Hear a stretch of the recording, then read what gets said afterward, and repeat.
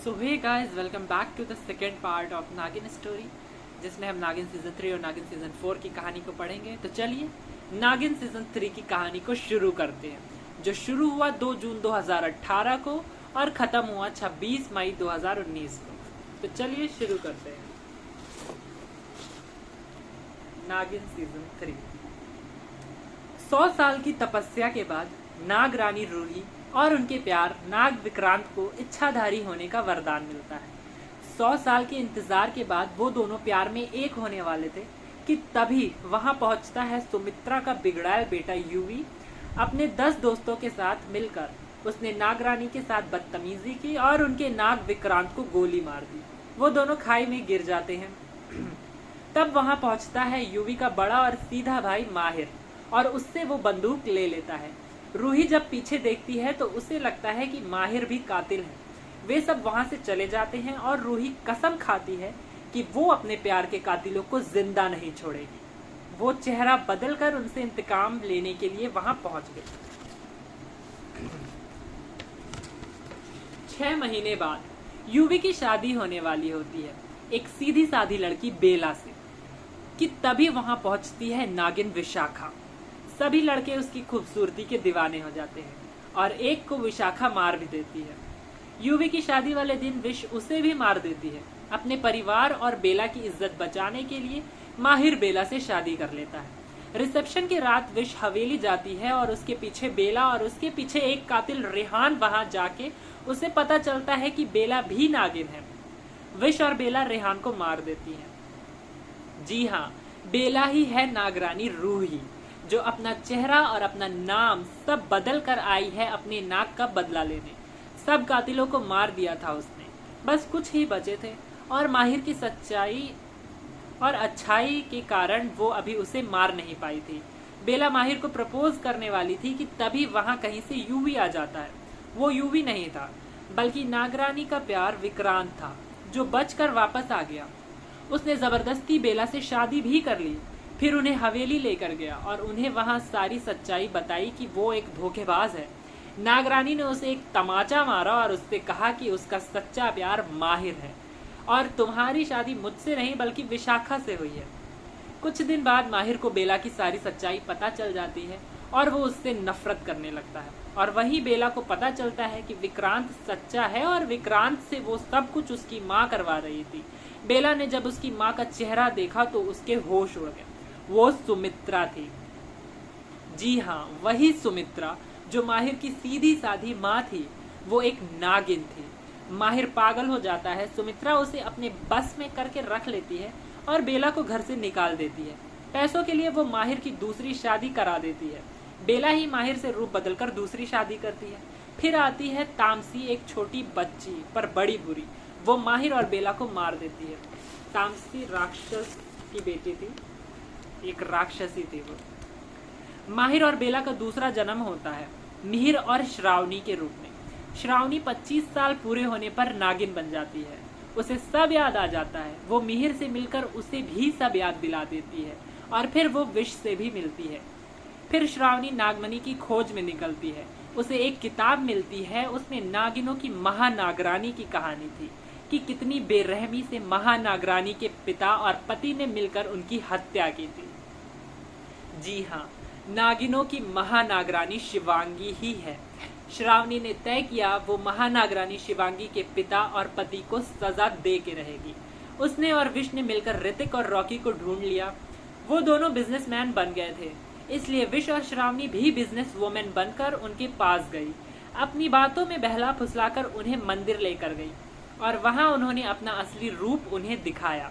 वे दोनों पहले डरे, फिर हंसने लगे। श्रावणी के पीछे से सुमित्रा आई और तामसी भी आई और उनके पास नागमणि भी थी।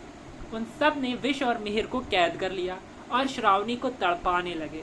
उन्होंने उसे इतना तड़पाया कि वो मर गई। भोलेनाथ के पीछे से एक सुनहरी नागिन आई, वो वही थी। जी हाँ, नागिनों की महानागरानी लौट आई। सुमित्रा ने सपेरे को बुला लिया। नागरानी और महानागरानी बीन की धुन पर नाचने लगी। बीन की धुन पे नाचते नाचते नागरानी श्रावणी ने उनके हाथ से नागमणि छीन कर महानागरानी शिवांगी को दे दी। बीन खत्म हुई तो महानागरानी ने सिर्फ अपने पिता और अपने पति से सवाल किया कि क्यों उन्होंने उसे मारा। रॉकी कुछ ना बोला, पर ऋतिक अपने पैरों पर गिरकर माफी मांगने के बहाने नागमणि छीन लिया और श्रावणी और शिवांगी को कैद कर लिया। सुमित्रा ने शिवांगी से कहा कि महानागरानी, आपके लिए एक सरप्राइज है, दिखाऊं? ये कह के वो हटी और उसके पीछे थी यामिनी। जी हाँ, यामिनी भी लौट आई।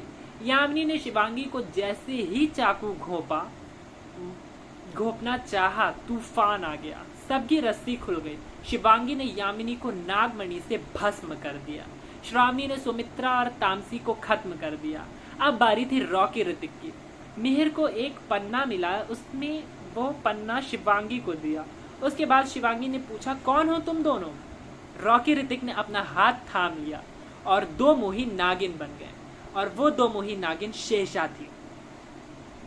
जी हाँ, वो शेषा थी जिसने रॉकी और ऋतिक दोनों का रूप लेके महानागरानी को मारा था। शिवांगी ने शेषा को मार डाला। मिहिर असली ऋतिक और रॉकी को लेकर आया। श्रावणी और शिवांगी ने मिलकर शिवन्या को बुलाया। शिवन्या ऋतिक, शिवांगी रॉकी और श्रावणी मिहिर खुशी खुशी चले गए। अंत में पता चलता है कि विश भी दो मुही नागिन है और नागमणि पाना चाहती है।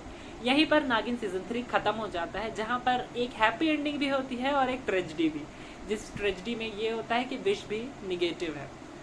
तो फिर शुरू होता है नागिन का भाग्य का जहरीला खेल सीजन, यानी नागिन सीजन 4, जो शुरू हुआ 14 दिसंबर 2019 को और खत्म हुआ 8 अगस्त 2020 को। तो चलिए शुरू करते हैं। नागिन सीजन 4 की शुरुआत होती है एक इच्छाधारी नागिन मान्यता से। वो एक इंसान से प्यार करती थी। उसके लिए उसने अपनी शक्ति, अपना नागलोक सब कुछ छोड़ दिया था। शादी से लड़के के घर वाले नाराज थे। एक साल बाद जब मान्यता अपने ससुराल अपने पति के साथ जा रही थी, तभी रास्ते में एक जीप आके रुकी। उस जीप में उस लड़के के घर वालों को किसी ने कैद कर रखा था। उनको कैद उनके घर के नौकरों ने किया था। वो 5 थे। उन्होंने एक एक करके उस लड़के के घर वालों को मार दिया और केशव को भी मार दिया। मान्यता ने अपनी बेटी को बचपन से ही इंतकाम की शिक्षा दी। अपनी बेटी का नाम उसने रखा नयनतारा। 25 साल बाद उन कातिलों के घर के बच्चे भी बड़े हो गए। उन कातिलों के घर सिर्फ एक ही अच्छी इंसान थी, बा, और उस घर के पंडित की बेटी बृंदा बा का ख्याल रखती थी। उन कातिलों की सरदार वृषाली का बेटा था देव इस सीरियल का हीरो। देव बाहर रहता था, कतर। कई साल बाद वो इंडिया वापस आ रहा था। उन कातिलों के बच्चों में एक था मानस। उसकी सगाई हो चुकी थी।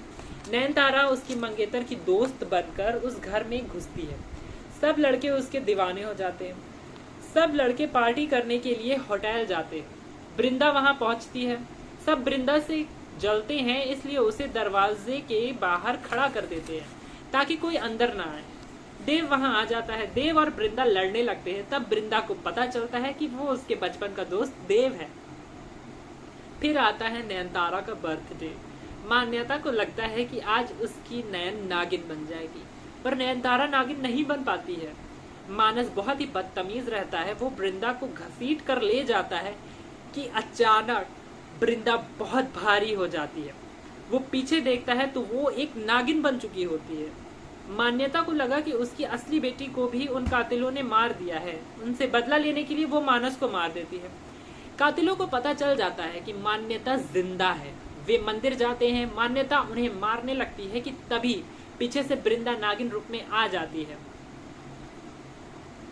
और कातिलों को बचा लेती है। फिर इंसानी रूप में आती है तो मान्यता उसे देखकर खुश हो जाती है और उससे बताती है कि वो उसकी माँ है, पर बृंदा नहीं मानती है। इसके आगे की कहानी अगले भाग में।